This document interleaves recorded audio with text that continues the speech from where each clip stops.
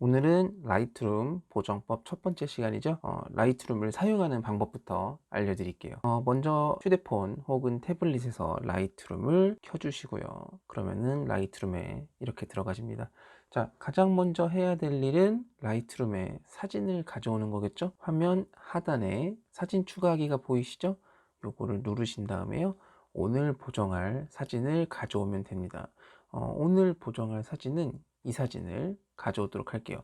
사진을 누른 다음에는 이 아래쪽에 추가를 눌러주시면 됩니다. 그러면 사진 가져오기 성공하죠? 그런 다음에 모든 사진에 들어가서 오늘 추가한 사진을 찾아보면은 이렇게 오늘 추가한 사진이 나와 있습니다.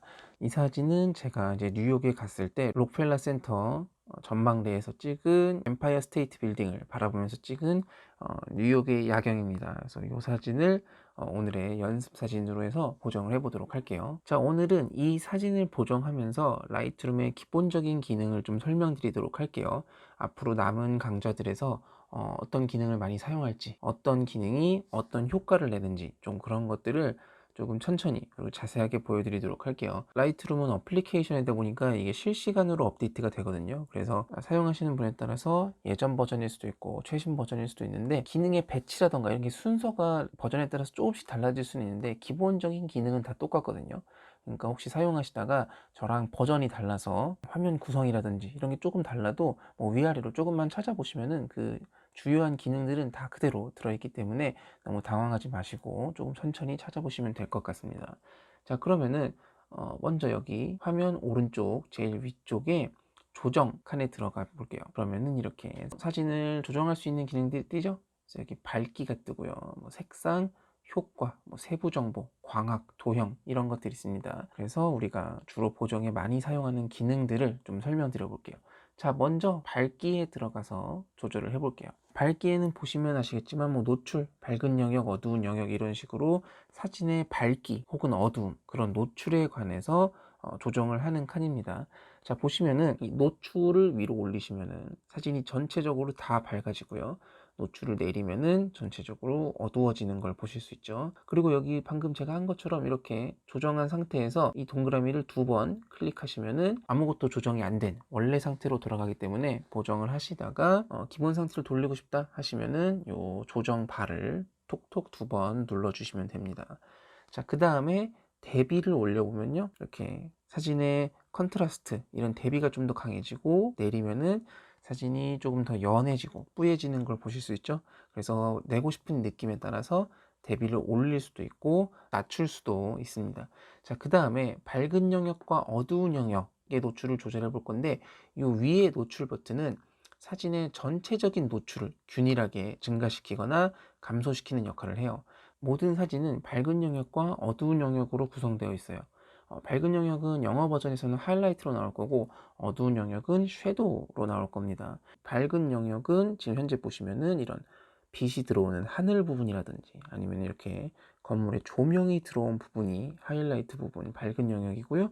이렇게 그림자 붙이는 부분들 있죠? 이렇게 노출이 잘 안 되는 이런 부분들이 어두운 영역입니다. 그래서 밝은 영역과 어두운 영역을 선택하시면은 밝은 영역의 노출만 혹은 어두운 영역의 노출만 조정하는 기능입니다. 자, 위에 노출을 올리면은 사진이 전체적으로 밝아지죠? 그래서 여기 밝은 하늘이나 어두운 땅 부분이나 다 똑같이 밝아지는 걸 보실 수 있는데요. 어두운 영역의 노출만 올리면은 하늘이나 여기 건물의 조명 같은 밝은 영역은 그대로 두고 노출이 언더가 났던 어두웠던 부분만 밝게 변하는 걸 보실 수 있어요.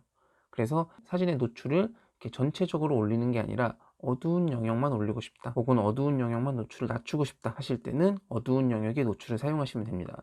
그래서 대부분의 사진은 노출 편차가 발생하기 마련이에요. 밝은 영역은 너무 밝고 어두운 영역은 너무 어둡고, 그래서 이렇게 컨트라스트가 지기 마련인데, 기본적인 보정할 때 많이 쓰는 방법은 어두운 영역을 확 올려주셔서 사진의 노출 편차를 줄여주는 방법을 많이 사용할 거예요. 그 다음에는 이 밝은 영역의 노출도 조절해 볼까요? 밝은 영역은 아까 말씀드린 것처럼 하늘이나 이런 조명 부분인데, 밝은 영역은 이제 노출이 너무 과노출이 된 경우가 많기 때문에 밝은 영역의 노출을 줄여주시면은 이렇게 하늘이나 조명 부분의 노출이 조금 더 줄면서 디테일이 많이 살아나죠. 여기서 혹시 내가 최초의 사진과 비교하고 싶다 하실 때는 사진을 길게 누르시면 됩니다. 길게 누르시면 이렇게 보정 전에 사진이 나오고요. 손가락을 떼시면은 조정을 한 후에 사진이 나오는데, 이렇게 비교해 보면은 보이시죠? 노출 편차가 줄어들면서 벌써 조금 사진이 뭔가 분위기가 달라진 걸 보실 수 있을 거예요. 그 다음에 노출을 나눠서 밝은 영역과 어두운 영역으로 봤다면 대비를 나눠서 흰색 계열과 검정 계열로 나눠놓았다고 보시면 돼요. 그래서 흰색 계열을 올리면은 하얀색 부분은 더 하얗게, 그리고 검정색 계열을 내리면은 검정 계열은 더 검게, 그래서 사진이 아까랑 비교해서 뭔가 더 진득하고 컨트라스트가 지는 느낌이 나죠. 반대로 검정색 계열을 올려주면은 검은색을 조금 더 물 빠지게 만들면서 이렇게 대비가 연한 느낌이 나도록 만들 수 있습니다. 근데 저는 이 사진 같은 경우는 요 검정 계열을 올려서 좀 이렇게 환한 느낌, 너무 그 최초의 사진을 보면 야경 이런 진득한 느낌이 나잖아요. 근데 이것보다는 조금 이런 환한 멋진 도시의 느낌을 만들고 싶어서 검정색 계열을 좀 올려줄게요. 그리고 사진을 조금 더 밝게 만들어 주고 싶다 할 때는 흰색 계열을 좀 올려주는 것도 괜찮은 방법입니다. 노출에서는 이게 전부가 아닙니다. 여기 보시면은 여기 커브 모양이 하나 보이시죠? 요걸 눌러주시면은 이렇게 화면에 웬 그래프가 하나 나타나죠. 요 그래프는 톤 커브라고 하는 건데, 요거를 조정하시면은 여러 가지 색상을 조금 더 자세하게 만질 수가 있어요.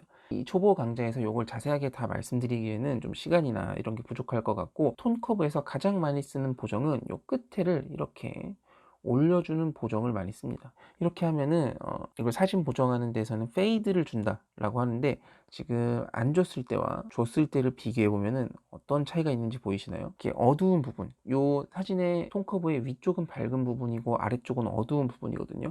어두운 부분에 뭔가 이렇게 약간 뿌옇게 낀 게 보이시죠? 톤커브를 원래대로 했을 때는 사진이 뭔가 선명하고 어두운 부분은 어둡고 한데, 요거를 올리면은 어두운 부분에 이렇게 약간 페이드가 들어간다고 하는 그런 느낌이 납니다.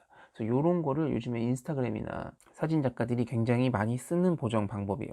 이렇게 하면 뭔가 좀 더 분위기 있고 빈티지한 느낌, 그런 느낌을 많이 주기 때문에 요즘 많이 쓰고 있는 방법입니다. 요 검정색 계열을 내려보면은 이제 페이드가 들어간 게 조금 더 명확하게 보이시죠? 뭔가 이렇게 뿌옇게 들어간 게 더 보일 거예요. 그래서 일단 검정 계열을 다시 조정해주고, 그래서 톤커브에서는 이런 페이드를 주는 기능을 가장 많이 사용할 겁니다.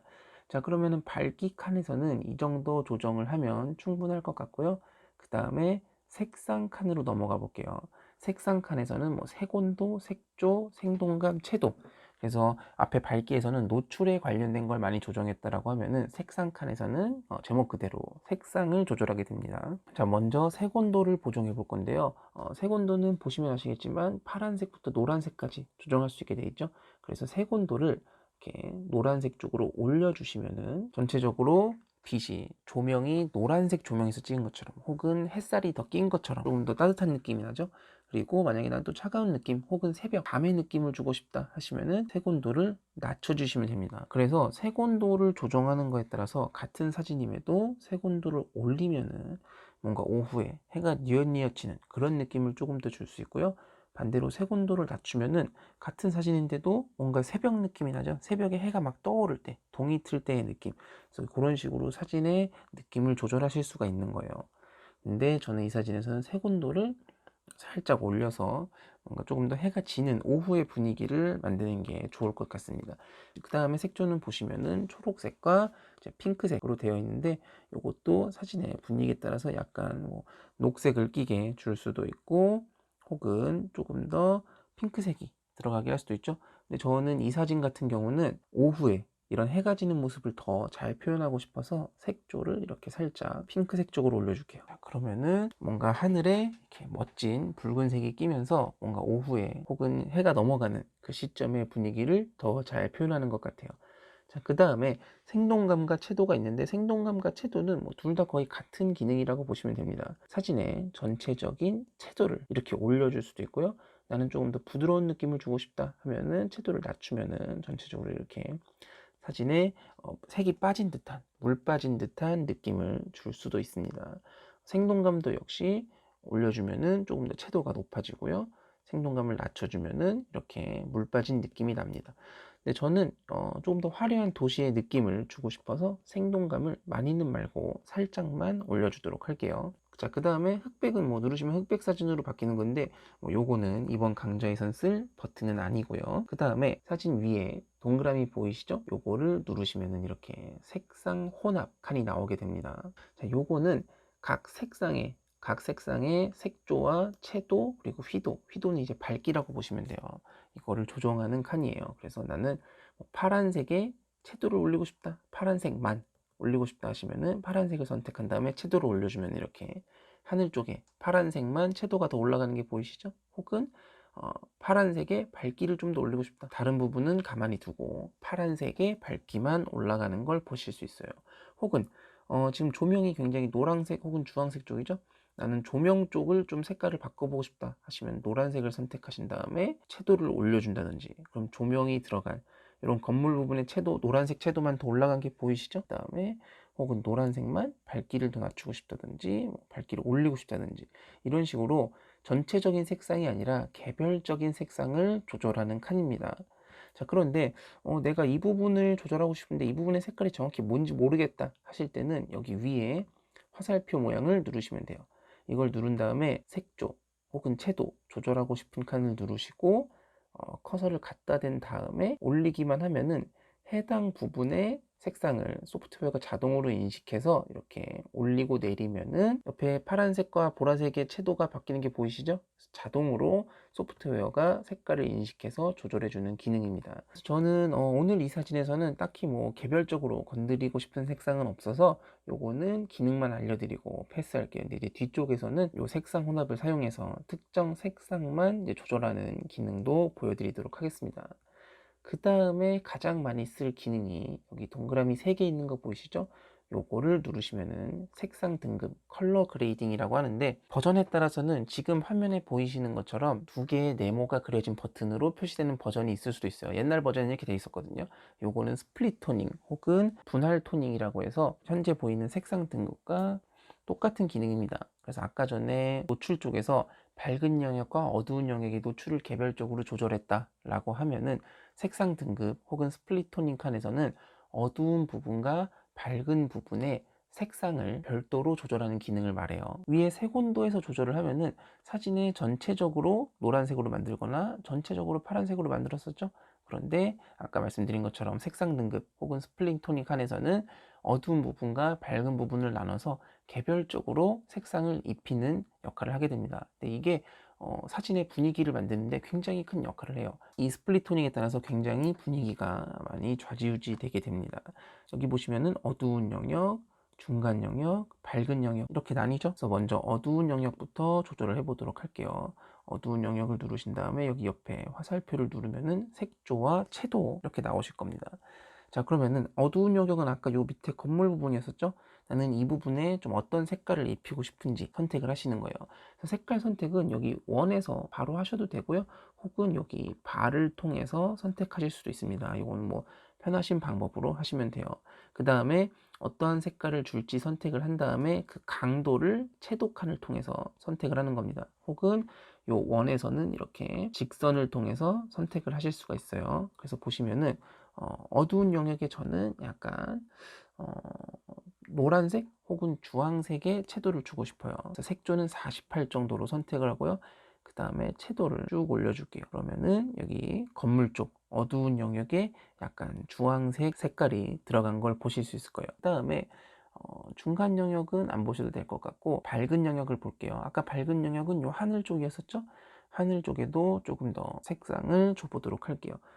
먼저 채도를 좀 올려줘서 어떤 색깔이 들어가는지 효과를 미리 확인해 보고요. 그 다음에 색조 바를 옮기면서 각각의 색깔이 들어갔을 때 어떤 느낌이 나는지 이렇게 천천히 옮겨 가시면은 어떤 효과가 나는지 보실 수 있죠. 이렇게 쭉 옮기다가 저는 여기 보라색 즈음에 쪼를 주면은 좀 더 멋진 것 같아요. 그렇죠? 이렇게 좀 밋밋한 하늘 색깔에서 조금 더 이렇게 해가 지는 멋진 느낌의 하늘을 만들 수 있는 것 같습니다. 그래서 밝은 영역에만 이렇게 색상을 주실 수도 있고요.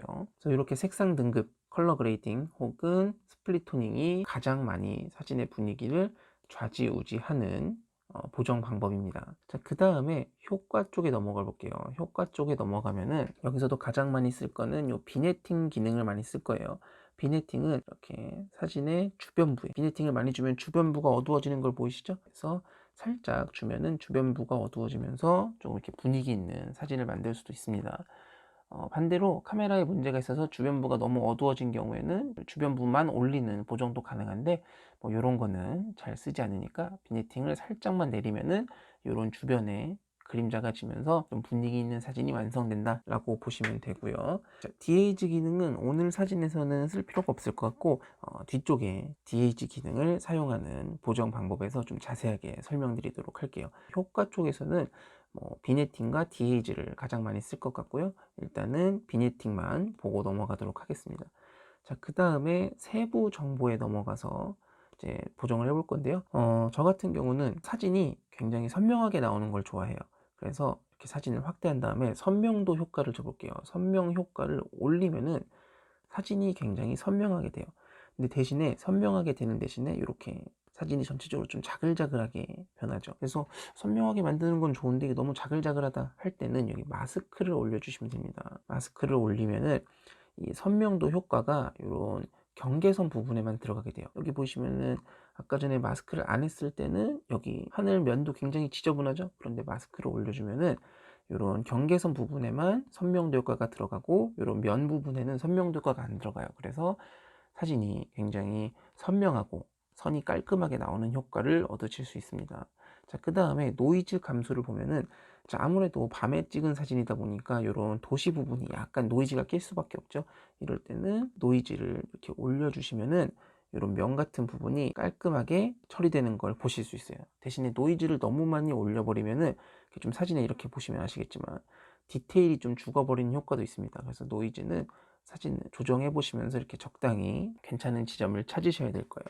그래서 세부 정보에서는 이 정도 효과를 많이 쓸 거고요. 광학 쪽에서는 따로 쓰실 일이 없을 거예요. 그리고 도형 쪽에서는 사진의 이제 수평 수직을 조정하는 역할을 하는데 뭐 사진을 이렇게 수평 수직 이런 걸 조정하는 역할을 하는데 뭐 요거는 우리 강좌에서는 많이 쓰시는 일은 없을 겁니다. 이렇게 사진을 회전시킨다든지 이런 걸 조정하는 건데 지금 기본 강좌에서는 많이 쓸 일은 없을 거예요. 그래서 이렇게 하면은 기본적인 조정 쪽의 기능을 다 알아봤고요. 여러분들이 직접 해보시면서 요건 요런 기능이구나 이렇게 발을 왔다 갔다 해보시면은 조금 더 자세하게 어떤 기능인지 확 아실 수 있을 거예요. 그리고 또 강좌를 통해서 제가 말씀드리는 거는 제가 찾은 어떤 보정 방법의 제한일 뿐이지 여러분들이 하시면서 나는 이거보다 더 주고 싶다 혹은 나는 이거보다 효과를 덜 주고 싶다 하시면은 또 여러분들의 취향에 맞게 조정을 하시면 됩니다. 자, 그 다음에 많이 쓸 보정은요. 여기 세 번째 칸에 보이시죠? 네모가 돌아가는 요 기능을 볼게요. 여기는 자르기 기능인데요. 사진을 원하는 부분만 잘라낼 수가 있죠. 그리고 이렇게 회전도 할 수 있고요. 자, 사진을 자르고 싶으실 때는 요 끝에 두꺼운 꺽쇠 보이시죠? 요거를 이렇게 조정해 주시면 됩니다. 그래서 이렇게 여기만 나오게 조정할 수도 있고요. 뭐 사진을 자르지 않고 살짝만 끝에만 이렇게 자르고 싶을 때는 이렇게 끝에만 조정하시면 됩니다. 그 다음에 사진을 약간 수평을 잡아주고 싶다 하실 때는 여기 밑에서 이렇게 사진의 회전을 조정하실 수도 있습니다. 자, 그리고 나는 사진을 조금 더 길게 자르고 싶다 혹은 인스타그램에 올리고 싶어서 1대1로 자르고 싶다 하실 때는 여기 종횡비 칸을 눌러주시면 돼요. 그래서 뭐 사진을 1대1로 자르실 수도 있고요. 비율을 다양하게 선택하실 수 있습니다. 그래서 저는 일단 원본 비율로 둘게요. 그 다음에 뭐 회전 및 뒤집 좌우로 뒤집일 수도 있고요. 위아래로 뒤집는 기능도 있습니다. 그리고 수평 맞춤을 누르면요. 소프트웨어가 자동으로 수평선을 인식해서 사진에 수평을 맞춰주는데 뭐 이 사진에서는 소프트웨어가 인식하기에 수평을 맞출 일이 없어서 바뀌지 않네요. 그래서 다 자르신 다음에 완료를 눌러주시면 됩니다. 여기까지가 라이트룸의 가장 기본적인 기능들인데요. 되게 기본적인 기능들만 사용해도 사진을 다시 한번 길게 눌러볼까요? 이런 밋밋했던 사진이 물론 뭐 뉴욕이니까 멋있긴 한데 이런 사진을 이렇게 멋지게 보정하실 수 있습니다. 그래서 제가 처음에 말씀드린 것처럼 꼭 유료 버전을 구매하지 않으셔도 충분히 멋진 사진을 만드실 수 있어요. 자, 다 만든 사진은요, 요 위쪽에 공유 마크 보이시죠? 요거를 누르신 다음에 뭐 장치에 저장하신다든지 혹은 이메일로 보내거나 SNS에 바로 올리실 수도 있습니다. 장치에 저장을 누르면은 이렇게 사진이 저장돼서 여러분들이 만든 사진을 갤러리에서 확인하실 수 있습니다. 자, 그럼 오늘 라이트룸 기본 기능 설명은 여기까지 하도록 하겠습니다.